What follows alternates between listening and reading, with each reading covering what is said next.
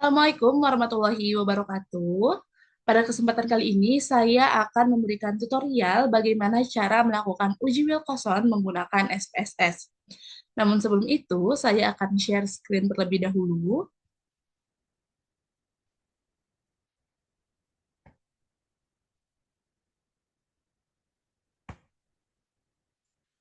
Baik, di sini terlihat konsep dasar dari uji Wilcoxon. Uji Wilcoxon dilakukan untuk mengetahui ada atau tidaknya perbedaan antara dua kelompok yang saling berhubungan. Data yang digunakan dalam uji Wilcoxon adalah data yang tidak berdistribusi secara normal. Uji Wilcoxon dilakukan sebagai alternatif dari uji paired sample t-test ketika data yang dihasilkan tidak berdistribusi normal. Uji Wilcoxon merupakan uji non-parametrik dengan kriteria data pre dan post atau sebelum dan sesudah. Setelah mengetahui konsep dasar dari uji Wilcoxon, di sini saya sudah menyiapkan data yang akan diuji dalam uji Wilcoxon dengan judul nilai hasil belajar kelas literasi sebelum mengikuti program pelatihan dan sesudah mengikuti program pelatihan literasi di perpustakaan. Dengan keterangan data, kedua data merupakan hasil belajar kelas literasi sebelum atau pre dan sesudah atau post mengikuti program pelatihan literasi di perpustakaan. Data yang digunakan berjumlah 100 dengan melihat perbedaan nilai sebelum dan sesudah mengikuti pelatihan. Di sini saya sudah menyiapkan 100 data dengan pre dan post. Di sini terdapat 100 dengan nilai pre dan nilai post, dengan nilai pre-test dan post-test. Jika sudah ada data yang sudah disiapkan dalam uji Wilcoxon, kita bisa langsung saja eh, masuk ke SPSS. Ini merupakan tampilan awal saat SPSS, saat akan melakukan uji di SPSS. Kita langsung saja ke data view. Kemudian di sini saya akan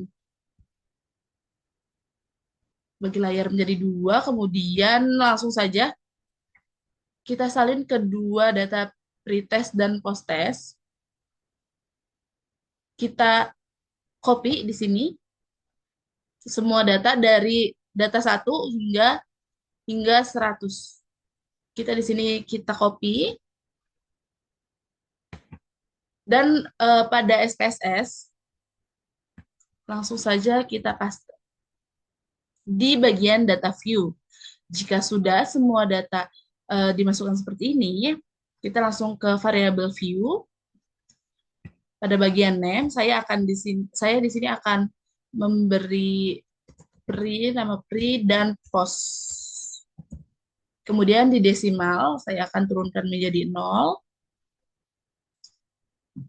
Dan pada bagian label, pre akan saya tulis pre-test, dan post akan saya beri post-test. Jika sudah seperti ini, langsung saja kembali ke data view. Di sini sudah ada nama ya, pre dan post. Jika sudah seperti ini, analyze non-parametric test, karena tadi yang sudah dijelaskan bahwa uji Wilcoxon merupakan uji non-parametrik. Legasi dialog dan one sampel KS ini. Kenapa kita pilih ini? Karena kita akan menguji normalitasnya terlebih dahulu. Seperti yang sudah diketahui bahwa uji Wilcoxon dilakukan saat data tidak berdistribusi normal. Ini, pada bagian ini, data yang dilakukan dalam uji Wilcoxon adalah data yang tidak berdistribusi normal. Maka, di sini saya akan melakukan terlebih dahulu uji normalitas pada data yang akan saya gunakan, apakah berdistribusi secara normal atau tidak. Pada bagian kiri, ini langsung saya pindahkan ke bagian kanan. Saya pindahkan jika sudah seperti ini. Langsung chat OK. Baik, di sini dapat dilihat asim signifikansi to toilet 0,000. Keduanya di sini 0,000, kita dapat melihat uji normalitas. Jika nilai signifikansi kurang dari 0,05, maka data tidak berdistribusi secara normal.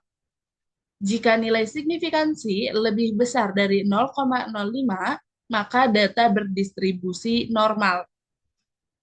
Baik, di sini uji normal yang saya lakukan pada data menghasilkan 0,000. Maka di sini dapat dikatakan bahwa data berdistribusi secara tidak normal. Nah, asumsi ini dapat kita lakukan dan dapat kita lanjutkan ke uji Wilcoxon karena sudah memenuhi data tidak berdistribusi secara normal. Selanjutnya, kita akan melakukan uji Wilcoxon, pencet Analyze, kemudian non-parametric test, legasi dialog, dan ini. Kita pencet to relate sample. Jika sudah seperti ini, pada bagian kanan, di sini ada variabel 1, kita akan pindahkan pretest dari bagian kiri ke bagian kanan, variabel 1, dan pada bagian kiri post-test, kita pindahkan ke variabel 2, bagian kanan. Untuk tipe tesnya di sini kita centang saja Wilcoxon. Kita centang seperti ini, Wilcoxon, kemudian pencet OK. Tes statistik di sini menunjukkan asim signifikansi to toilet 0,000. Dapat kita lihat uji Wilcoxon jika asim signifikansi kurang dari 0,05, maka terdapat perbedaan yang signifikan antara sebelum dan sesudah. Jika asim signifikansi lebih besar dari 0,05, maka tidak terdapat perbedaan yang signifikan antara sebelum dan sesudah. Di sini dari tes statistik yang dihasilkan, asim signifikan to toilet adalah 0,000. Maka dapat dikatakan ini merupakan kurang dari 0,05, yang dimana pre-test dan post-test memiliki perbedaan yang signifikan.